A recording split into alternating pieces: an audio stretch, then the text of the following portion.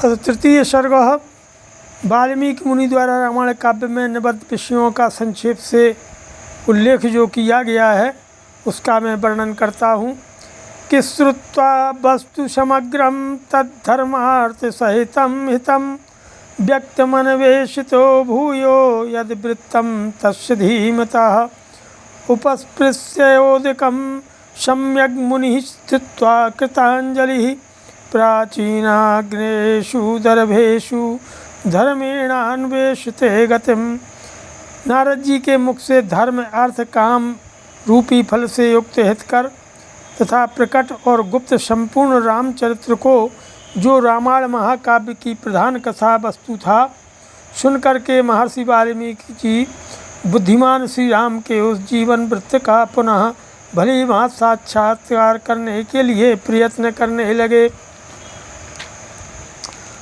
वे पूर्वाग्र कुशों के आसन पर बैठ गए और विधिवत आचमन करके हाथ जोड़े हुए स्थिर भाव से स्थित होकर के योग धर्म के द्वारा श्री राम आदि के चरित्रों का अनुसंधान करने लगे कि राम लक्ष्मण सीताभिराज्ञा दशरथेन च सभार्येण स्वराष्ट्रेण यत् प्राप्तं तत्र तत्त्वतः हसितं भाषितं च गतिर्यावच्च चेष्टितं तत् सर्वं धर्मवीर्येण यथावत् संप्रपश्यति स्त्री तृतीयेन च तथा यत् प्राप्तं चरितावने सत्यसन्धेन रामेण तत्सर्वं चान्ववैक्षतो। श्री राम लक्ष्मण सीता तथा राज्य और रानियों सहित राजा दशरथ से संबंध रखने वाली जितनी बातें थीं, हंसना बोलना चलना राज्य पालन आदि जितनी चेष्टाएं हुईं, उन सब का महर्षि ने अपने योग धर्म के बल से भली भांति साक्षात्कार किया और सत्य प्रतिज्ञ श्री रामचंद्र जी ने लक्ष्मण और श्री सीता के साथ वन में विचरते समय जो जो लीलाएं की थीं वे सब उनकी दृष्टि में आ गईं कि ततः पश्यति धर्मात्मा तत्सर्वं योगमास्थिता पुरा तत्र निर्वृत्तं पाणावामलिकं यथा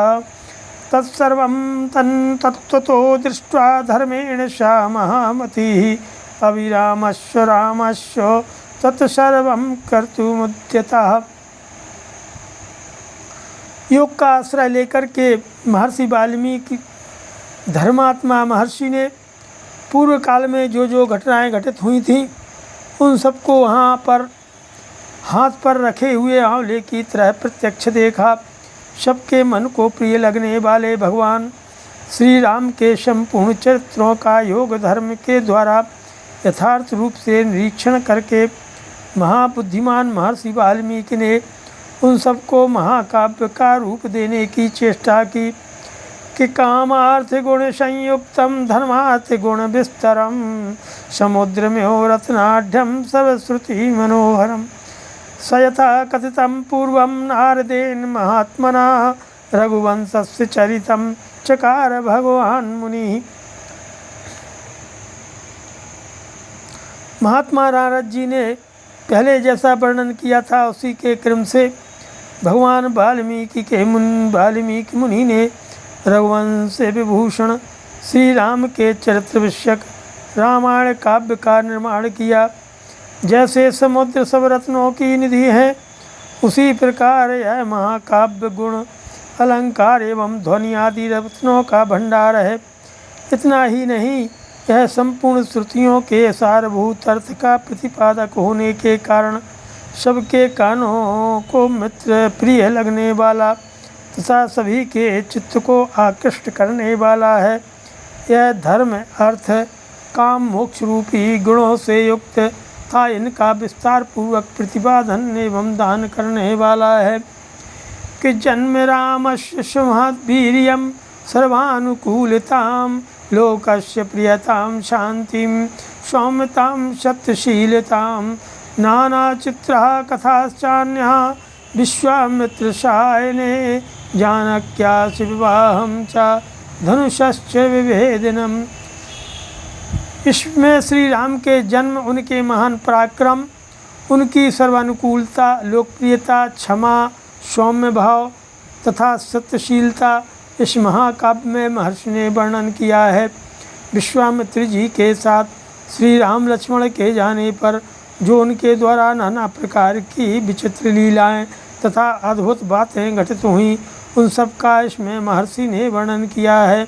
श्री राम द्वारा मिथिला में धनुष के तोड़े जाने तथा जनक नंदिनी सीता और उर्मिला आदि के विवाह का भी इसमें चित्रण किया है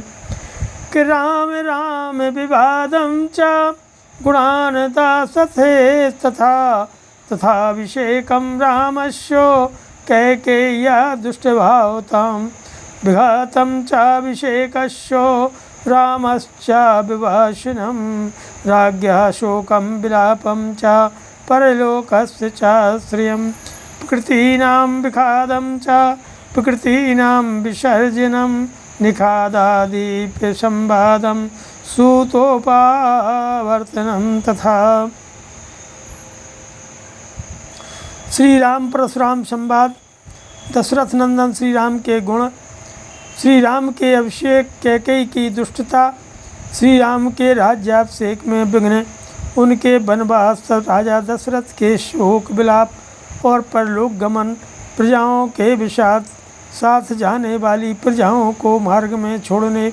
निखाद राजगुह के साथ बात करने तथा सूत सुमंत को अयोध्या लौटाने आदि का भी इसमें उल्लेख किया गया है कि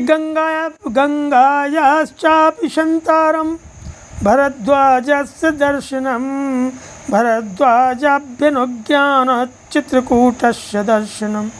वास्तुकर्म निवेशं च भरतागमनं तथा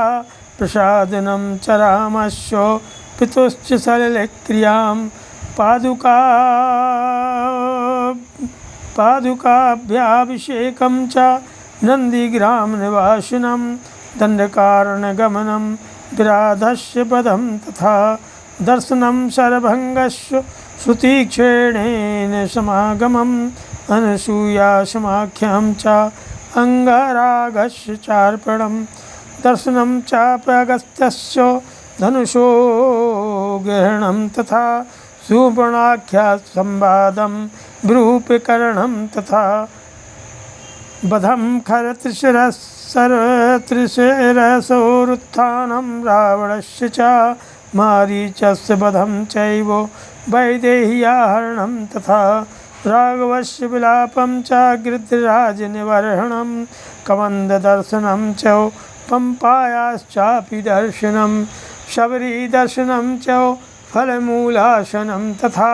विलापं च पम्पायां हनुमद्दर्शनं तथा ऋषिमुखस्य गमनं सुग्रीवेण समागमं प्रत्योत्पादनं सख्यं बालिसुग्रीवविग्रहं बालिप्रमथनं च सुग्रीवप्रतिपादनं ताराविलापं समयं वर्षरात्रिनिवासिनं कोपं राघव सिंहस्य बलानामुपसंग्रहं दिशाप्रस्थापनं चैव पृथिव्याश्च निवेदनम् अङ्गुलीयकदानं च ऋक्षस्य बिलदर्शनं प्रायोपवेशनं चैव सम्पातेश्चापि दर्शनं पर्वतारोहणं चैव सागरस्यापि लङ्घनं समुद्रवचनाच्चैव मैनाकस्य च दर्शनं राक्षसीतर्जनं चैव छायाग्राहस्य दर्शनं सिंहकायाश्च निधनं लङ्कामलयदर्शनं रात्रौ लङ्काप्रवेशं च एकस्यापि विचिन्तनम् आपानभूमिगमनविरोधस्य दर्शनं दर्शनं रावणस्यापि पुष्पकस्य च दर्शनम् अशोकवनिकायानं सीतायाश्चापि दर्शनम् अभिज्ञानप्रदानं च सीतायाश्चापि भाषणं राक्षसीतर्जनं तौ त्रिजटास्वप्नदर्शनं मणिप्रदानं सीताया वृक्षसभङ्गं तथैव च राक्षसी विद्रवं चैव किङ्कराणां निवर्हणं ग्रहणं वायुशूनोश्च लङ्कादाः विगर्जनं प्रीतिप्लवनमेवाथो मधूनाम हरणं तथा राघवाश्वासनं च मणिनिर्यातनं तथा संगमं च समुद्रेण नलसेतुश्च वन्दनं प्रतारं च समुद्रस्य रात्रौ लङ्काविरोधनं विभीषणेन संसर्गं वधोपायनिवेदनं कुम्भकर्णस्य निधनं मेघनादनिवर्हणं रावणस्य विनाशं च सीतावाप्तिवरे पुराय विभीषणाभिषेकं च पुष्पकस्य च दर्शनम् अयोध्यायाश्च गमनं भरद्वाजसमागमं प्रेषणं वायुपुत्रस्य भरतेन समागमं रामाभिषेकाभ्युदयं सर्वसैन्यविसर्जनं स्वराष्ट्ररञ्जनं च वैदेह्याश्च विसर्जनम् अनागतं च यत्किञ्चित् रामस्य वसुधातले तच्चकारोत्तरे काव्ये वाल्मीकिर्भगवान् ऋषि। श्री राम आदि का गंगा के पार जाना, भरद्वाज मुनि का दर्शन करना, भरद्वाज मुनि की आज्ञा लेकर चित्रकूट जाना और वहाँ की प्राकृतिक शोभा का अवलोकन करना, चित्रकूट में कुटिया बनाना और उसमें निवास करना, वहाँ भरत का श्री राम से मिलने के लिए आना, उन्हें अयोध्या लौट चलने के लिए प्रसन्न करना, श्री राम द्वारा पिता को जलांजलि दान, भरत द्वारा अयोध्या के राज सिंहासन पर श्री रामचंद्र जी का श्रेष्ठ पादुकाओं का अभिषेक एवं स्थापन, नंदीग्राम में भरत का निवास, श्री राम का दंडकारण्य में गमन, उनके द्वारा विराध का वध, सरभंग मुनि का दर्शन, सुतीक्षण के साथ समागम, अनुसुईया के साथ सीता देवी की कुछ काल तक स्थिति, उनके द्वारा सीता को अंगराग समर्पण और श्री राम आदि के द्वारा अगस्त्य भगवान का दर्शन, उनके दिए हुए वैष्णव धनुष का ग्रहण, शूर्पणखा का संवाद, श्री राम की आज्ञा से लक्ष्मण द्वारा उसका विरूपीकरण,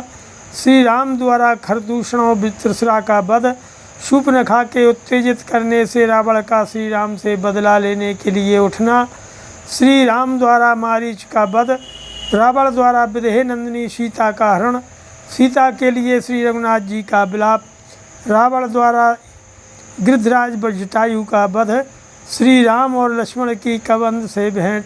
उनके द्वारा पंपा सरोवर का अवलोकन, श्री राम का सबरी से मिलना और उसके दिए हुए फल मूल को ग्रहण करना, श्री राम का सीता के लिए प्रलाप, पंपा सरोवर के निकट हनुमान जी से भेंट, श्री राम और लक्ष्मण का हनुमान जी के साथ ऋषिमुख पर्वत पर जाना, वहाँ सुग्रीव के साथ भेंट करना, उन्हें अपने बल का विश्वास दिलाना और उनसे मित्रता स्थापित करना, बाली और सुग्रीव का युद्ध, श्री राम द्वारा बाली का विनाश, सुग्रीव को राज्य समर्पण, अपने पति बाली के लिए तारा का विलाप, शरत काल में सीता की खोज कराने के लिए सुग्रीव की प्रतिज्ञा, श्री राम का बरसात के दिनों में माल्यवान पर्वत के प्रश्रवण नामक शिखर पर निवास, रकुल सिंह श्री राम का सुग्रीव के प्रति क्रोध प्रदर्शन, सुग्रीव द्वारा सीता की खोज के लिए वानर सेना का संग्रह, सुग्रीव का संपूर्ण दिशाओं में वानरों को भेजना और उन्हें पृथ्वी के द्वीप समुद्र आदि विभागों का परिचय देना, श्री राम का सीता के विश्वास के लिए हनुमान जी को अपनी अंगूठी देना, वानरों को ऋक्षभिल का दर्शन, उनका प्रायोपवेशन और प्रायोपवेशन माने प्राण त्याग के लिए अनशन और संपाति से उनकी भेंट और बातचीत, समुद्र लंघन के लिए हनुमान जी का महेंद्र पर्वत पर चढ़ना, समुद्र को लांघना, समुद्र के कहने से ऊपर उठे हुए मेनाक का दर्शन करना और इनको राक्षसी का डांटना, हनुमान द्वारा छाया ग्राहिणी सिंहिका का दर्शन एवं निधन, लंका के आधारभूत पर्वत त्रिकूट का दर्शन, रात्रि के समय लंका में प्रवेश, अकेला होने के कारण अपने कर्तव्य का विचार करना, रावण के मद्यपान स्थान में जाना, उसके अंतःपुर की स्त्रियों को देखना, हनुमान जी का रावण को देखना, पुष्पक विमान का निरीक्षण करना, अशोक वाटिका में जाना और सीता जी के दर्शन करना, पहचान के लिए सीता जी की अंगूठी लेना और उनसे बातचीत करना, राक्षसियों द्वारा सीता को डांट फटकार, त्रिजटा को श्री राम के लिए शुभ सूचक स्वप्न का दर्शन, सीता का हनुमान जो है जी को चूड़ामणि प्रदान करना, हनुमान जी का सुख वाटिका के वृक्षों को तोड़ना, राक्षसियों का भागना, रावण के सेवकों का हनुमान जी के द्वारा संहार, वायुनंदन हनुमान का बंदी होकर रावण की सभा में जाना, उनके द्वारा गर्जना करना और लंका का दाह करना, फिर लौटती बार समुद्र को लांघना, वानरों का मधुवन में आकर मधुपान करना, हनुमान जी का श्री रामचंद्र जी को आश्वासन देना और सीता जी की दी हुई चूड़ामणि समर्पित करना, सेना सहित सुग्रीव के साथ श्री राम की लंका यात्रा के समय समुद्र से भेंट और नल का समुद्र पर सेतु बांधना, उसी सेतु के द्वारा वानर सेना का समुद्र के पार जाना, रात को वानरों का लंका पर चारों ओर से घेरा डालना, विभीषण के साथ श्री राम का मैत्री संबंध होना, विभीषण का श्री राम को रावण के वध का उपाय बताना, कुंभकर्ण का निधन, मेघनाद का वध, रावण का विनाश और सीता की प्राप्ति, शत्रुनगरी लंका में विभीषण का अभिषेक, श्री राम द्वारा पुष्पक विमान का अवलोकन, उसके द्वारा दल बल सहित उनका अयोध्या के लिए प्रस्थान, श्री राम का भरद्वाज मुनि से मिलना, वायुपुत्र हनुमान को दूत बना करके भरत के पास भेजना तथा अयोध्या में आकर भरत से मिलना, श्री राम के राज्याभिषेक का उत्सव, फिर श्री राम का सारी वानर सेना को विदा करना, अपने राष्ट्र की प्रजा को प्रसन्न रखना तथा उनकी प्रसन्नता के लिए हे विदेही नंदिनी सीता को वन में त्याग देना इत्यादि वृत्तांतों को एवं इस पृथ्वी पर श्री राम का जो कुछ भविष्य चरित्र था उसको भी भगवान वाल्मीकि मुनि ने अपने उत्कृष्ट महाकाव्य में अंकित किया है। ये श्रीमद् रामायणे वाल्मीकि आदि काव्ये बालकांडे तृतीय सर्गो नमः। बोलो सियावर रामचंद्र की जय, पवन सुत हनुमान की जय, उमापति महादेव की जय। जय सीताराम।